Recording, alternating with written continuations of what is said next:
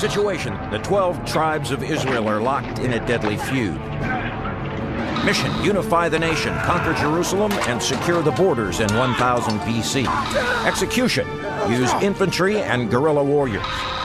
Command and control: King David.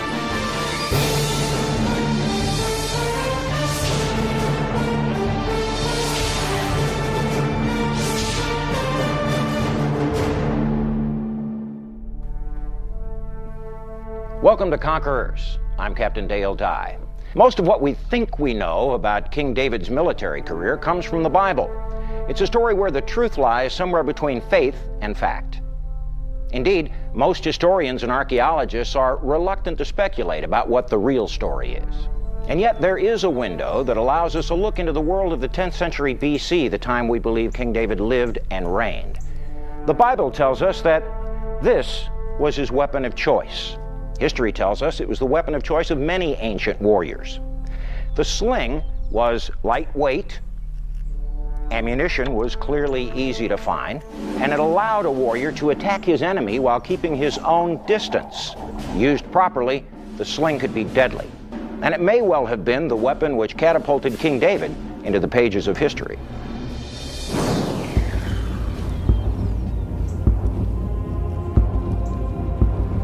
We know him best as the ultimate underdog, the legendary slayer of Goliath,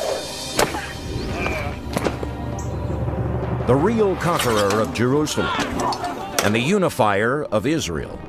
But what do we really know of the man? The wife collector, the charismatic leader. Celebrated for centuries by artists of all forms, David has been decidedly more myth than man. But his footing became more solid in 1993, when archaeologists made a remarkable discovery. They found a stone tablet in Israel bearing the inscription, House of David. It dates back nearly 3,000 years. This suggests to some scholars and archaeologists that David was a real historical figure, and that the exploits that are described in the Bible are, at their core, a matter of history and not a matter of myth. Most archaeologists agree today that King David is a historical figure, that he was a charismatic leader, and it created something much bigger, more complex than was before him. Although the debate as to the extent is still going on, David's history is set in the turbulent Middle East of 3,000 years ago. Egypt and Babylonia were the two dominant civilizations in the region.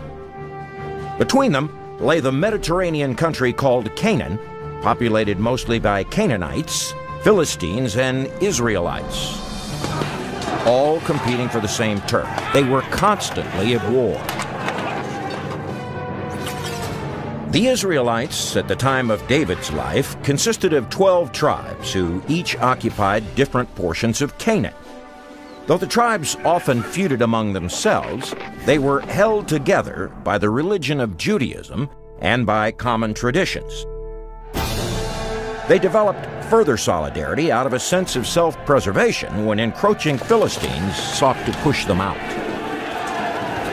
They are electing leaders who will protect them from the incursions of other local neighbors. The Philistines come from the Aegean. They have a warlike culture. They are aggressive. So after settling the coast, they are interested in beginning to move up into the central mountains. The central mountains of Canaan were populated by the tribes of Benjamin and Judah. According to the biblical text, the two tribes had elected a king named Saul. His mandate was to deal with the Philistine threat.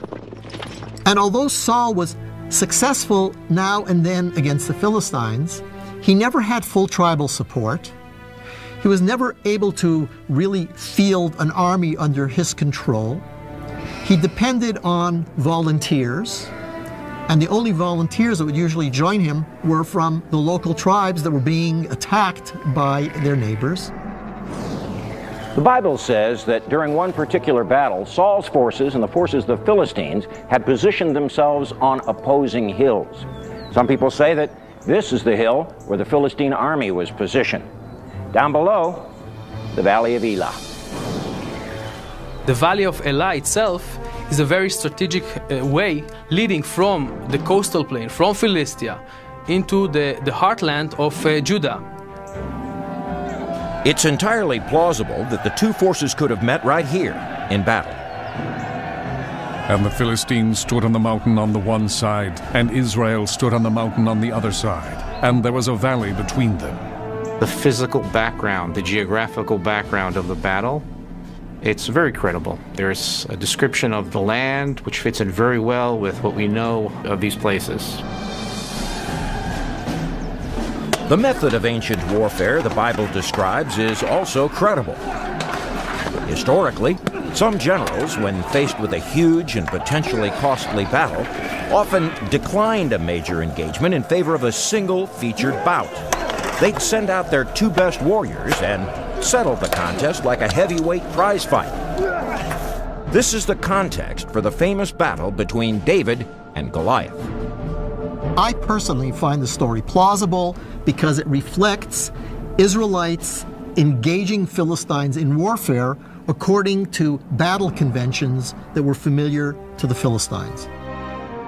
While the epic battle between David and Goliath is plausible from a historical perspective, there's absolutely no evidence to prove it ever actually happened. It's not something that we can find as archaeologists. It's very difficult to identify small events, especially something like that. And yet, the story persists, perhaps because it's so compelling. The Philistines' great warrior was Goliath, described as a heavily armored giant, wielding a menacing sword, continually taunting his enemies. It was a kind of psychological warfare that a powerful warrior might try to belittle his enemy and demoralize his enemy. The Israelites were hard-pressed to find a volunteer among the militia troops who would fight Goliath, but they had no choice. According to the biblical narrative, we saw that this battle should have really meant who is going to rule. Because if the Philistines would have won this battle, it meant that the kingdom of Israel should be subjugated to Philistia. The Bible says that a young shepherd volunteered for this epic one-on-one fight with Goliath. His name was David, a member of the Judah tribe and the youngest of 7 sons, raised by a sheep farmer from Hebron. Like many great men in history, David appeared to have come from a commonplace background. But he distinguished himself by stepping out of the ranks of this large but unremarkable family and injecting himself into history. He did it with a weapon that served 2 purposes. For a shepherd, the sling was useful for keeping wolves at bay. But for a soldier, it was a different story. The sling is a primitive but very effective weapon. It was simply a piece of braided wool like this that shepherds would get from their flocks, or a piece of plaited rawhide like this with a pouch sewn in the center. It allowed a skilled slinger to stand outside the range of his enemy's projectile weapons and still get the job done on his enemy. Now, it could be used in 2 ways, essentially. A slinger could use a large projectile like this one and load it into the pouch, in which case his sling, used in this manner, and launch the weapon up and over into his enemy's ranks. Or using a smaller projectile like this and an overhead motion with the sling. Suddenly, his sling became a flat trajectory, high-velocity weapon like a sniper rifle. Now, that kind of thing could do some serious damage. But there was another advantage. The sling is a weapon that David could easily hide until the very last moment, giving him the element of surprise against his heavily armed and bigger opponent. When David was finally in striking range, he revealed his sling and fired the lethal stone. Almost like a bullet, it was propelled through the air, and when it hit its mark, the center of Goliath's massive forehead, the mighty giant went down. In an instant, David was on it. He grabbed Goliath's sword and quickly beheaded him. When David held his enemy's head up for all to see, the psychological effect on the Philistines was devastating. They fled in terror.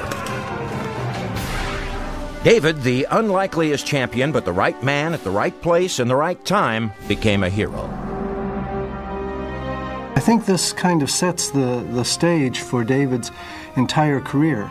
That is, he's not a great warrior in the sense of power or strength, but he's smart. He's very intelligent. The consequence of the victory of David and the Israelites was that the Philistines were expelled from the territory of the Israelites in the highlands back to their own territory. After defeating Goliath, the Bible says that David joined King Saul's army. Showing his charisma and natural leadership abilities, David rose to the rank of captain of 1,000, which essentially meant he commanded a regiment. The biblical text gives us no information on his training, but we can imagine he quickly learned and mastered the weapons of the day, including the sword and the spear.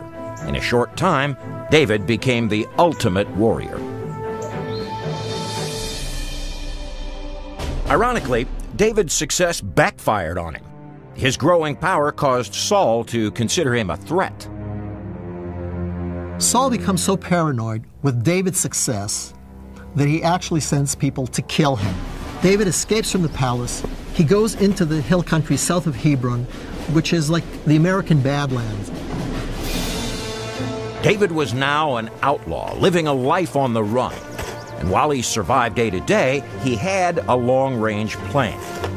A series of calculated moves would set the stage for the moment when he would achieve ultimate power. When David fled Saul's palace, he escaped certain death at the hands of assassins sent by a jealous king. Of course, his immediate concern was survival, but David was also a long-range planner. He began to formulate a scheme to grab absolute power among the Israelites. To do that, David needed an army. Once David becomes an outlaw, other people from different parts of Israel, from among the tribes who are dissatisfied with Saul, are attracted to David. And in effect, David becomes a warlord in this mountainous area, slightly beyond the reach of Saul's organized army, but in an area where there are other tribes that are hostile to Israel.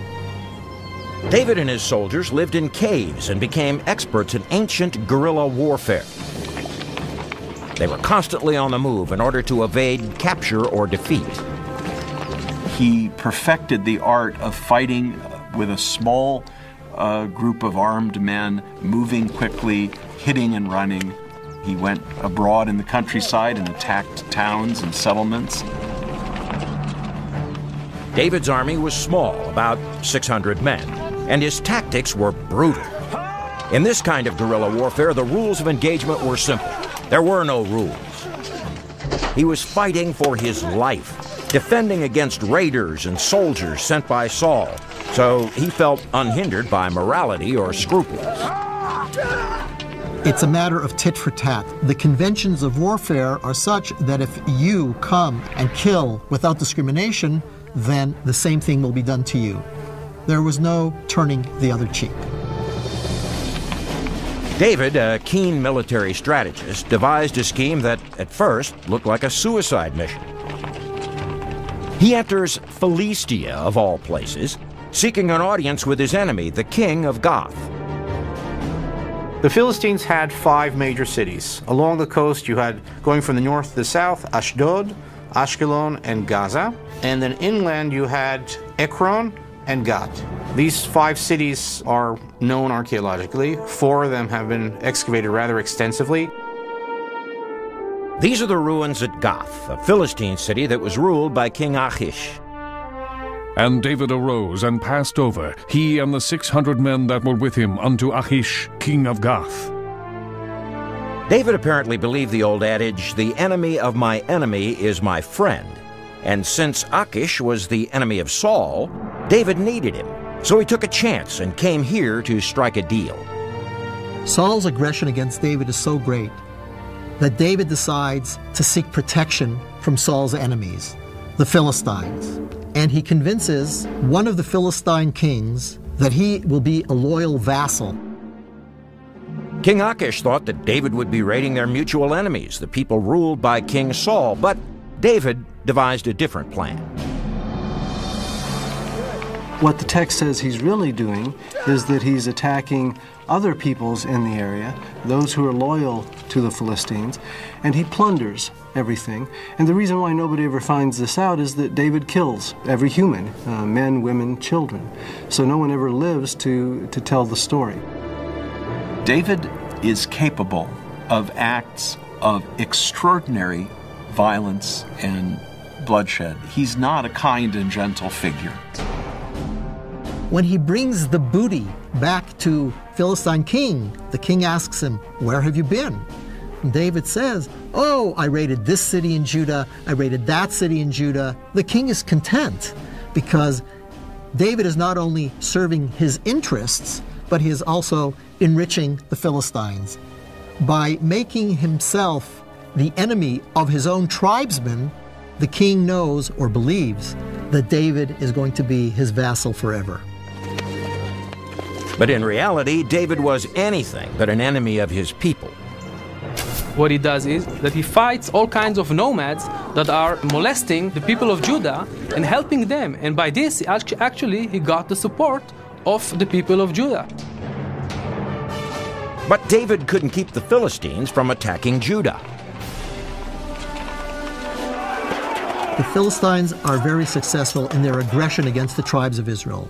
They're so successful that it reaches a point where there is going to be a single battle that's going to determine who controls the Central Mountains. Once again, it's the Bible that retells the story. After a number of battles, Saul gathered all his forces at Mount Gilboa in the north. The Philistines mustered their forces and allies together to fight Saul. At first, it appeared that David would participate. David comes up with King Achish of Gath because David is a vassal of that king. The Philistine lords look at him and say, "Why are you bringing him? He's one of them." And so King Achish sends him home. The Philistine army was soon face to face with Saul's forces, and they began to outfight them. Saul's army retreated up the gentle slope of Mount Gilboa.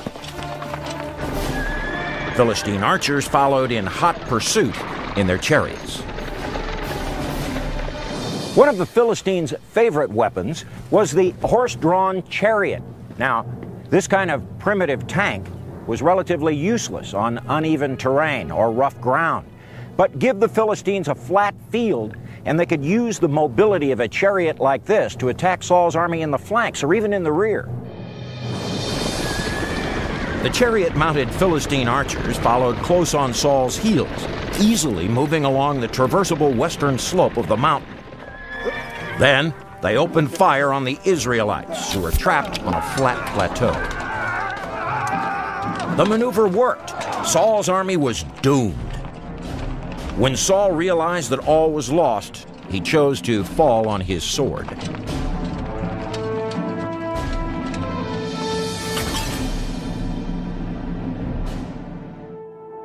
Following Saul's death, it was now possible for David to come back to Hebron and be reunited with his fellow clansmen of the tribe of Judah. Like many great conquerors, David knew he could win favor with both his sword and his purse. So, on the way home, he raided the Amalekites, hated enemies of his tribe. He brought back a wealth of slaves and gold to the welcoming tribe of Judah. So it's no coincidence that then shortly down the road, when David is looking to become king of Judah, David's the top candidate, and not only for what he's able to do militarily, but also he's kind of been buying votes, we might say. With Saul's death, David was made king of Judah. But to become king of all 12 tribes, he'd have to battle Saul's legacy. Saul has a son who escapes death. His firstborn son, Jonathan, was killed, but another son establishes the seat of his kingship in Transjordan at a place called Mahanaim. What followed was something like a modern mob war. After 2 years in power, Saul's son is murdered, and so is his top general, Abner. And you have a kind of a pattern that emerges. You have one enemy after another who dies, usually violently, and David benefits, but David is always depicted in the Bible as innocent, as having nothing to do with these deaths. What happens now is that there is no king in the north. And the northern tribes come to Hebron, and they ask David to become their king. They say to him, "We know that when you were in the service of Saul, you went out to battle. It was you who kept us free. It was you who kept us safe." And they elect him king. Now, David was not just king of Judah, but king of all 12 tribes of Israel, and this was a first in Israelite history. David is intelligent. He is a great military strategist. He's also ruthless. And it's that combination that make him such a great conqueror, so successful. As king and protector of all of the Israelites, David had unified his people, but that brought new problems. He needed a more suitable capital than Hebron, a capital that would be acceptable to all of the tribes and still compatible with his long-range goals. After a lot of thought, he settled on Jerusalem. But before he could make Jerusalem his capital, he had to capture it. After King David had joined the 12 tribes of Israel into what historians now call the United Monarchy, he really had his work cut out for him. You see, King David ruled at a time and a place where the very idea of nationhood was eerie and threatening to the Israelites. They were simply a band of unruly, warring tribes, and to them, the thought of a single monarchy was not only an abstraction, it was objectionable. The Israelites were unable to live in peace with each other, and they had no sense of being part of a nation, or, for that matter, being the center of an empire. David's vision was to forge a modern nation out of this chaos of tribal feuding. He knew he needed a special city from which to rule, one that was centrally located and easily defended. He selected the hilltop town of Jebus, later to be known as Jerusalem.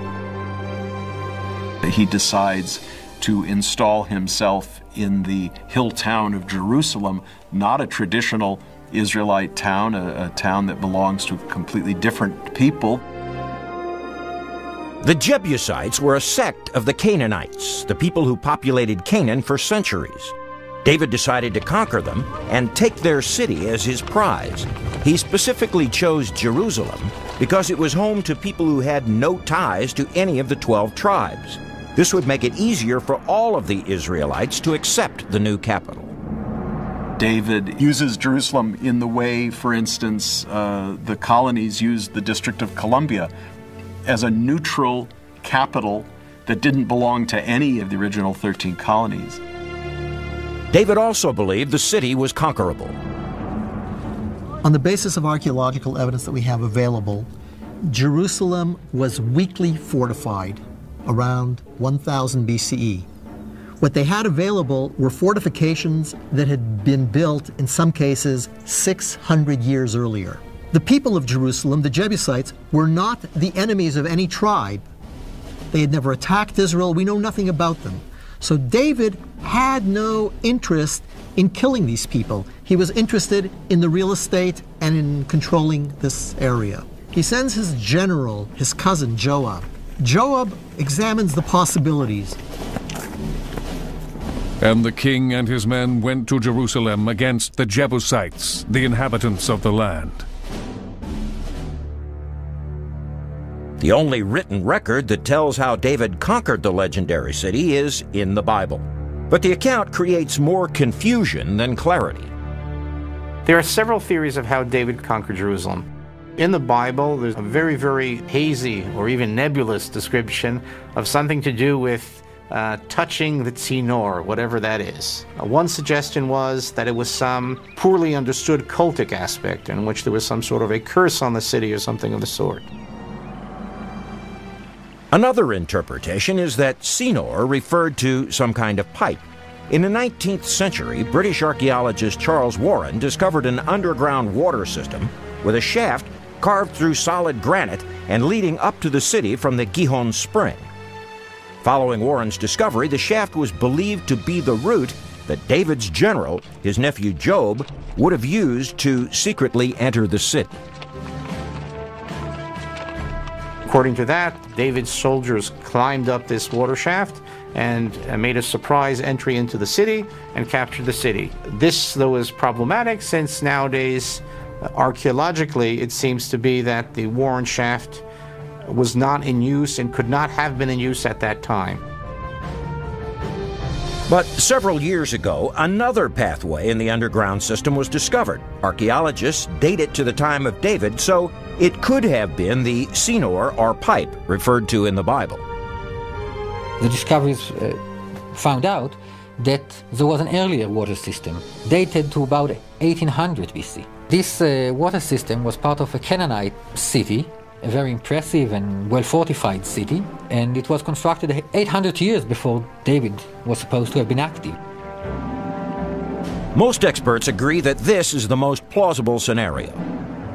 Theoretically, there is a water system through which Joab or David or anyone could enter the city in the 10th century. All I can say it is possible, or it is not impossible, that Joab went through this system.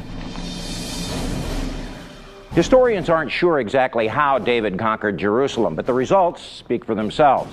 Ultimately, he became the king of Jerusalem, and that city became the political and spiritual heart of his kingdom. All the ancient remains in Jerusalem are located in this shallow mound or ridge. From the early Bronze Age onward, this is where Jerusalem was. So archaeologically speaking, there is almost a consensus that this is the city of David. This is Jerusalem of the Bronze and Iron Ages. From the city of David, just a corner of what we know today as modern Jerusalem, King David was poised to devise and implement his grand strategy of uniting the 12 tribes and conquering new territories to secure the borders. David was now a great concern to the Philistines, Israel's longtime enemy. According to the Bible, the two sides clashed twice just outside Jerusalem.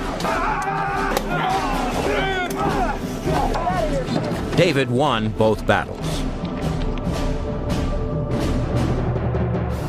By pushing the Philistines back, David accomplished two vital triumphs. He proved to the Philistines he could successfully resist them, and he also proved to the 12 tribes that they could work together as a nation. Now, David began to build and expand his empire. To do so, he used a powerful symbol, the Ark of the Covenant. This was the vessel that carried the 10 Commandments when the Israelites wandered across the desert. So, after the Philistines retreated from the city where it was held, David took it back. He put it to use as a powerful symbol, a living testament to his power. David turned Jerusalem into a holy city, one that his people would surely give their lives to protect.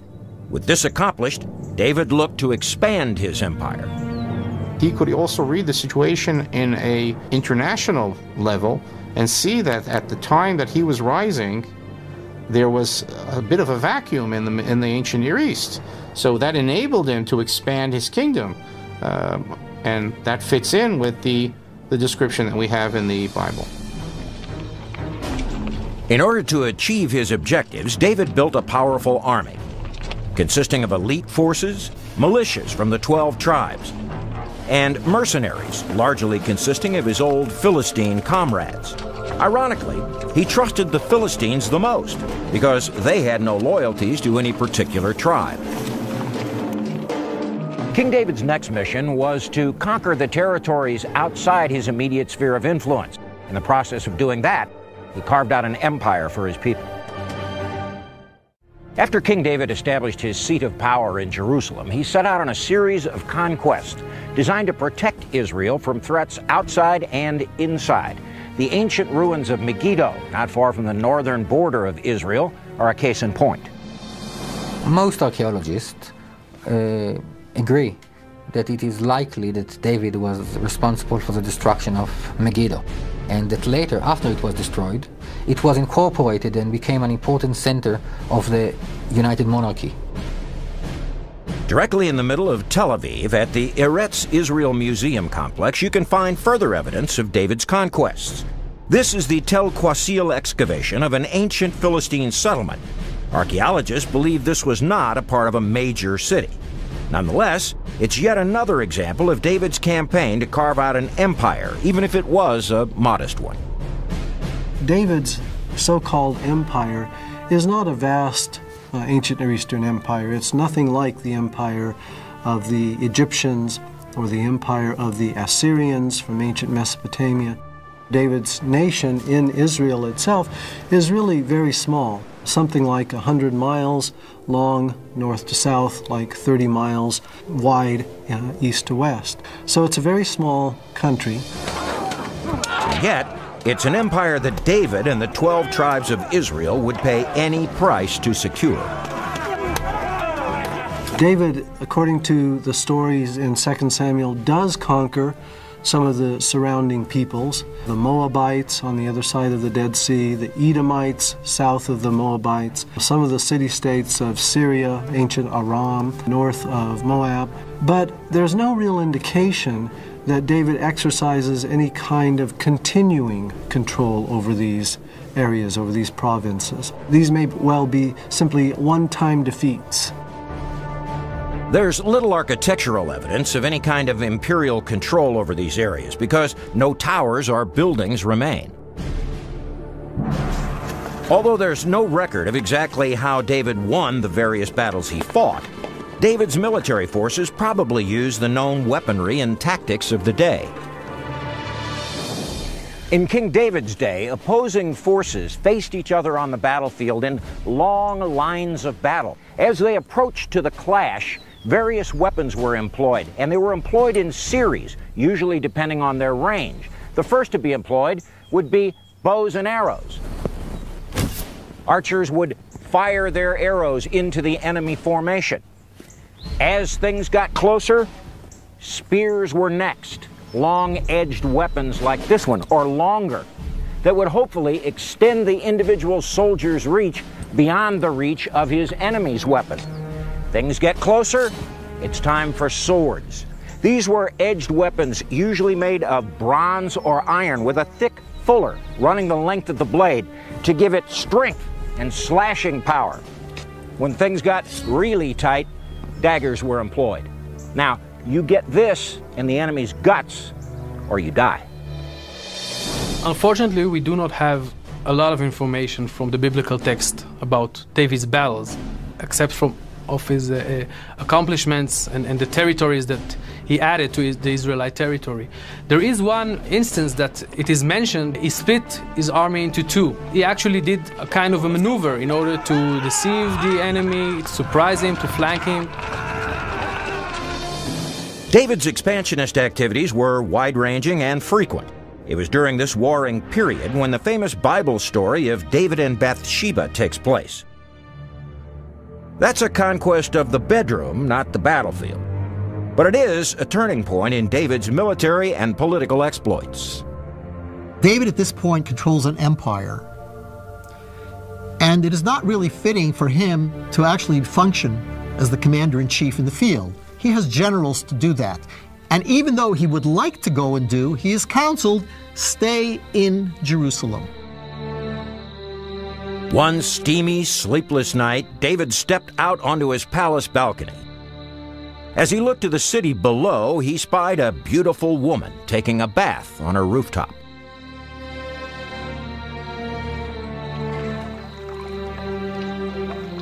We could speculate that she intended that the king see her bathing so as to capture his eye, and that's precisely what happened. And we see how David used the power that he had won for himself in battle and by political intrigue. He was now the king of all Israel, and if he beheld a woman that he desired, he simply summoned her.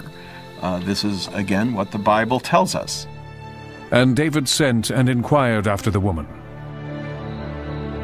He's told that she is the wife of a man named Uriah, a Hittite, presumably therefore not Israelite, but somebody who is a mercenary in David's army. And of course, according to the story, David, if he had made the right decision, would have or should have stopped there. But David became a victim of his lust, so he pursued Bathsheba. By doing so, David betrayed not only her husband, but his own army. This was a married woman, a woman whose husband was at that very moment fighting in the king's army, fighting for the cause of the king. And meanwhile, David was back in the palace taking his pleasure with this good soldier's wife. David slept with Bathsheba and made her pregnant. Their relationship became a scandal. But David tried to cover it up, even if it was a bit clumsily, by ordering Uriah to sleep with Bathsheba. David summons Uriah to Jerusalem and says, "Tell me how the battle goes." And Uriah says, "The battle goes well." And now David says, "Go to your house and sleep with your wife." The next morning, David discovers that Uriah didn't go to his house. And Uriah said, "Shall I go into my house to eat and to drink and to lie with my wife?" He said, "How can I go to my house when the troops of Israel are out in the field, when these are my colleagues? I can't have these comforts." David tries to get him drunk and sends him home again, but Uriah doesn't go. Finally, David realizes that he has to get rid of Uriah. He sent his faithful soldier to the front ranks of the battle against the Ammonites. He instructed his general, Joab, to pull back his men so that Uriah would be left defenseless. And conveniently enough, Uriah was killed. These features of David's personality, his calculation, his cunning, but also his personal passion and sometimes his inability to control his personal passions, are very much on display in the biblical account of his life story. With Uriah dead, Bathsheba entered the palace and became King David's favorite wife. That was the beginning of a personal and political crisis that eventually led to intrigue and civil war that put all of David's achievements in jeopardy. Now, here's King David's tips for conquerors. Symbols are important. Find one and use it. Cement alliances and employ your allies. Don't abuse your power. It can quickly backfire on you. As a king, a military leader, and a conqueror, King David relied on the loyalty of his troops. But when he sent Bathsheba's husband, a loyal soldier, on a calculated suicide mission, his men lost confidence in him, and that led to bloody insurrections. Now, those insurrections were painful to King David, both politically and personally. Why? Well, because most of the insurrections were led by his sons. You read the story beginning at 2 Samuel 13 about David's dealings with his sons and with his family. And you see David's failings as a father. I think if you read those stories carefully, you see David still as the ruthless conqueror, only now he's not conquering, now he's maintaining his power. And he maintains it against his own sons. David is a very complex figure. He's a father, not a particularly good one. He's a husband, not a particularly loyal one. He's a warrior, a very good one. In his culture, virtuous acts and humility were not behaviors that were particularly esteemed. So he can be ruthless. This is what one expects from a leader. As David's power seemed to be waning, his sons sought to assert themselves, vying for the throne. And though David ultimately emerged victorious, it was not without bloodshed. 3 of his sons were killed. When it became clear that David was old and getting weaker, the intrigue intensified, and it was Bathsheba, David's favorite wife, who was most effective in her schemes. Bathsheba slips into the king's bedchamber and makes a remarkable, articulate, compelling, also extremely romantic argument to the king as to why her son, Solomon, should be designated as the heir in favor of Adoniah, the main contender, another wife's son. And there's a very tender scene of David in his final audience with Bathsheba, and we see the stirring of that old passion that in a way had been his downfall. Bathsheba used all of her feminine wiles and powers of persuasion to convince David to name Solomon as his heir. But there was one more twist. Ruthless in life, David did not intend to go quietly in death. He died the way he lived. On his deathbed, David wanted to make sure that Solomon, his son, followed up and settled the scores that he had not yet settled during his lifetime. He instructs Solomon in who the potential enemies are going to be after David's death. And like that famous scene at the end of The Godfather where all of the enemies of the Godfather are taken care of, that's exactly what happens at the beginning of the book of Kings. One by one, David's enemies, those who might threaten Solomon, those whom David promised, "I will not hurt you," are executed by Solomon. The young boy who then goes on to build a temple is a chip off of the old block.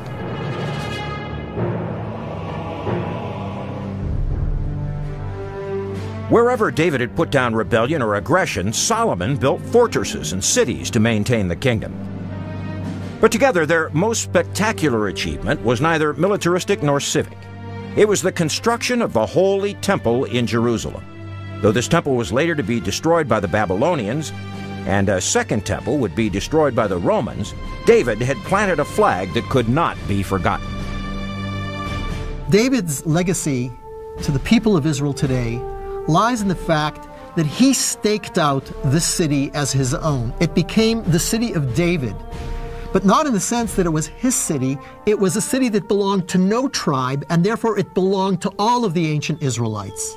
Even after the second temple was destroyed by the Romans, and the city lacked a temple, it maintains its status as the spiritual center of the Jewish people. It also became a sacred place for Christians. It's the city where Jesus taught and died. And for Muslims, Jerusalem is where Muhammad found a pathway to the heavens. The site of the temple, then, in human imagination and in human spiritual yearnings, becomes the spiritual center of almost all of Western civilization. Like the city of Jerusalem itself, David was a paradox of violence and spirituality.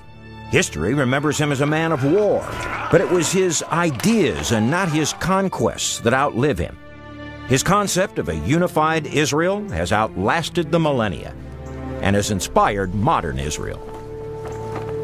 There's a remarkable moment in recent history where the military leadership of the modern state of Israel, on the eve of the Six-Day War in 1967, was considering the threat that the neighboring Arab countries, and especially Egypt, posed to the state of Israel.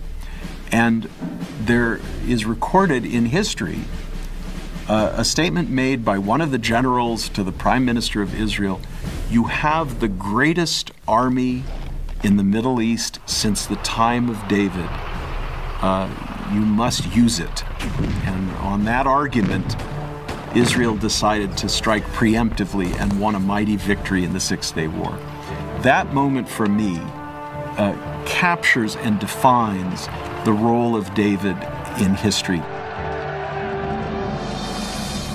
Although it's been 3,000 years since his brief reign, King David's deeds continue to echo and reverberate. Military genius, a visionary, a man who grabbed every advantage, no matter how small, and turned it into victory. Maybe the world should remember King David, not so much for his skill with a sling, but for his ability to see beyond what was and realize what could be. I'm Captain Dale Dye. Thanks for watching, Conquerors.